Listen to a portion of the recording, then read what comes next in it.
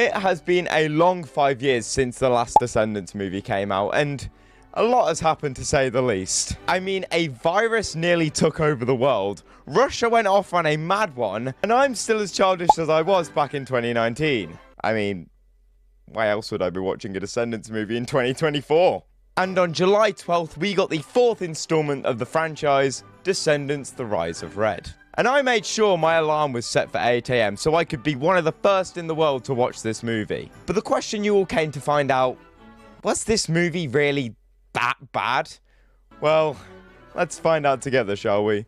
So, the first thing to notice here, this is not a Disney Channel original movie. They took another franchise. First you had High School Musical turning that into a cinematic masterpiece, and now you're going to try and do the same with Descendants? I just feel like that's a robbery from the Disney Channel in my opinion. Another thing that's happened, Kenny Ortega has been given the boot. So first you get rid of the title of DCOM, and now you take away the man who knows the franchise the best.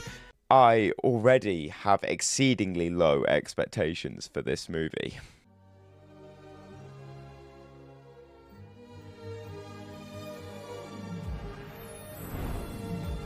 Okay, so there's clearly a much bigger budget for this film than we have had with Descendants of the past. I mean, just based off the intro alone, like if you were to look at the one from 2015, yeah, it's pretty good and up to date for its time. But this new one evidently has a lot more money and effort behind it. Moving into the story now, we see Mal and Ben have gone on a voyage and left Uma in charge while they are gone. Now, I don't want to curse anything, but it seems that a lovely sea voyage likes to kill off some kings and queens from Disney films. I mean, at least they aren't parents yet, so I think they'll be alright for this one. Also, Uma's now got the job of headmaster at Oridon Prep, and her first course of action is to invite the kids of Wonderland to join the school, and more specifically, the Queen of Hearts' daughter, Red.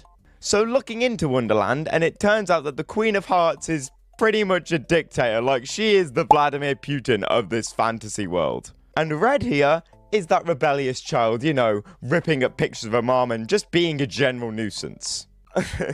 I'm sorry, just imagine getting in for your 8 PM curfew, getting ready for bed, preparing yourself for the horrid morning ahead of you, and all you hear is fireworks going off outside your house. If I was someone who lived in that world, I'd think it'd go a little bit like this.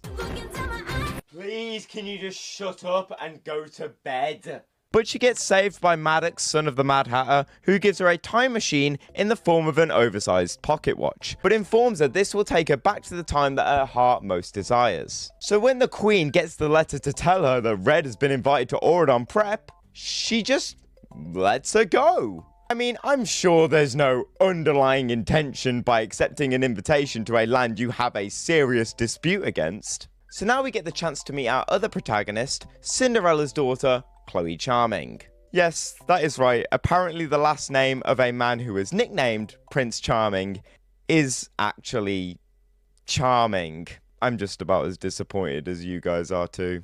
But Chloe seems to be the picture-perfect child. Immaculate grades, amazing at sword fighting, you know, the average offspring of one of Disney's favourite marriages. And wouldn't you know it, she's off to Oridon Prep too. At the ceremony for the start of the new year, Uma enters singing a familiar song we know from the original movies. What's my name? What's my name? Does China Anne McClain not deserve her own song for this new set of films? I'm just saying, Kenny Ortega would not have stood for this. How dare you!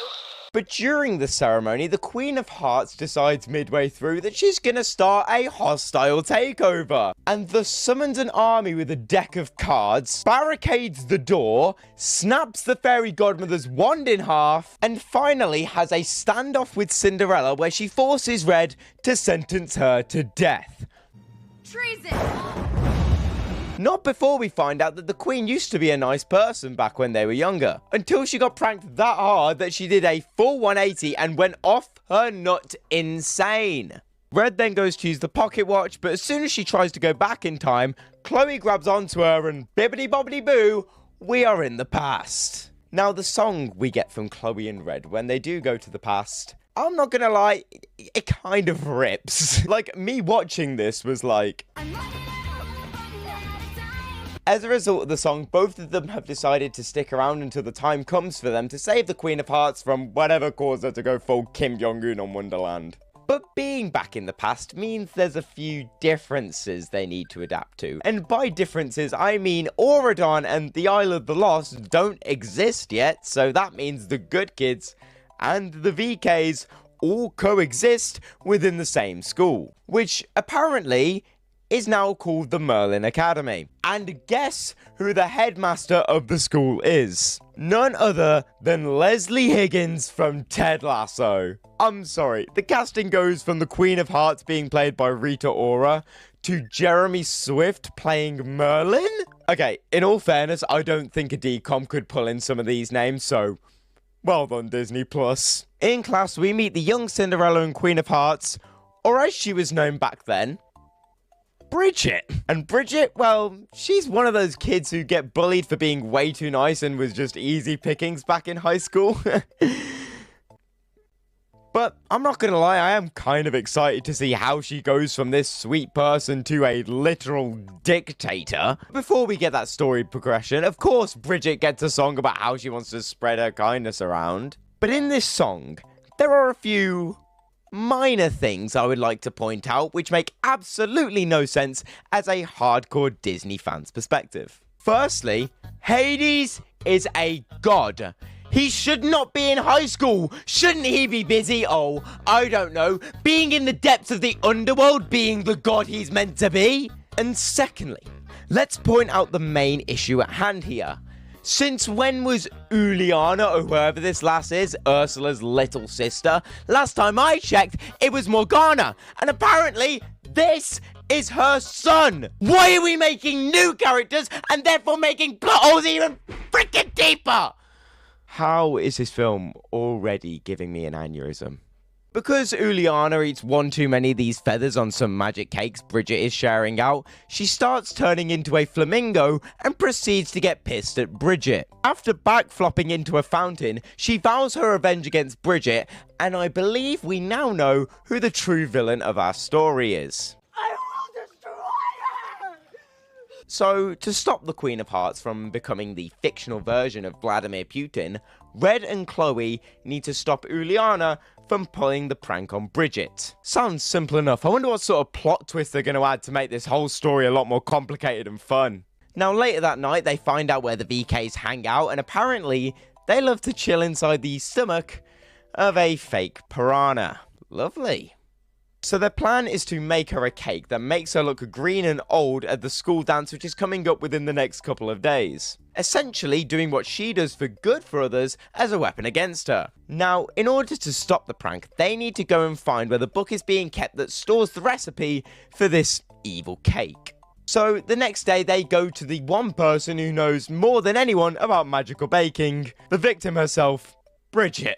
We get a nice heart-to-heart between her and Red, which is quite sweet to see, to be fair. Eventually we find out the book is being kept in Merlin's office, where it's protected by an enchantment to stop the bad kids from whipping up a cake that could potentially alter the course of a student's life and stop them from becoming a dictator of the land they rule. Maybe you needed a better spell to stop the kids from doing this in the first place, eh, Merlin?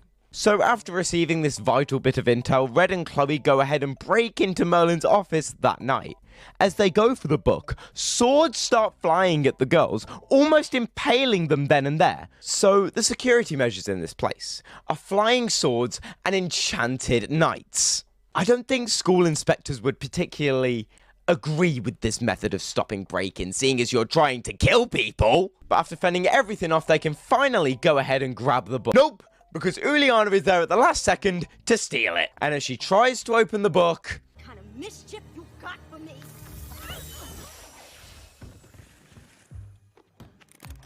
Yep, naughty kids get frozen in place after trying to poison classmates with baked goods. So now we have the book, and Red makes the smart decision to hand the book to Chloe to make sure that she doesn't get frozen in place. But then Chloe hits her with that no, and gets her to open the book to prove that Red isn't a bad person herself. Yeah, let's just risk her life after you've both nearly been murdered and you've seen what happens to people when they open the book. Real smart, Chloe. But thankfully, Red opens the book and is not frozen in place, proving that she is a good person after all. Now, before we carry on with the plot, let's play a game of Who Wants to Save Their Parents. And for £0, what should you do to make sure that your mother is safe from any pranks at her high school dance? Is it A, stick around and make sure none of the pranks take place and the evening goes accordingly? B, watch over the VKs and make sure they don't interfere with the dance? C, use Bridget's looking glass to look into the future and make sure that nothing went wrong? Or D, bugger off home and pray that everything went to plan with absolutely no certainty of what they did had any real meaning and give us the most anticlimactic ending they could have? And the answer is D, bugger off home and pray that everything went to plan with absolutely no certainty that what they did had any real meaning and give us the most anticlimactic ending they could have. We didn't get to see anything. No dance, no climax, no ending, absolutamente nada! Alas, the girls get home and thankfully, Bridget did not become the Kim Jong-un of Auradon and is the same sweet self as she was back in high school. And everyone lives happily ever after. But then, of course, Uma had to come out with the classic line, "You didn't think that was the end of the story, did you?" This means I'm going to have to do the sequel when it comes out, doesn't it? So I believe it's time we had a bit of a roundup to pick up some of the finer details we missed out on. And because I'm not a pessimist, let's start out on the good notes. And I'd like to start out on the part which they dedicated to the late Cameron Boyce. Personally, I thought it was a very sweet thing of them to do. I mean, seeing as they had none of the original fallback, the fact that they didn't forget or disregard any of them, especially him never mind, was a very heartwarming thing to see.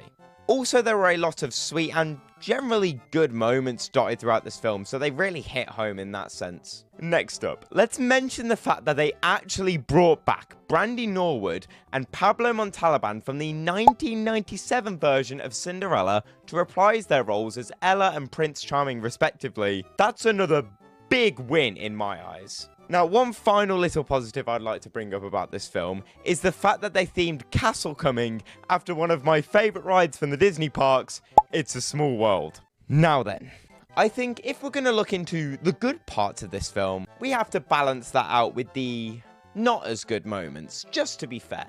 Firstly, let's discuss how Bridget has an American accent while she's a teenager, grows up then to have an English accent as an adult, and then have a child who has an American accent once again.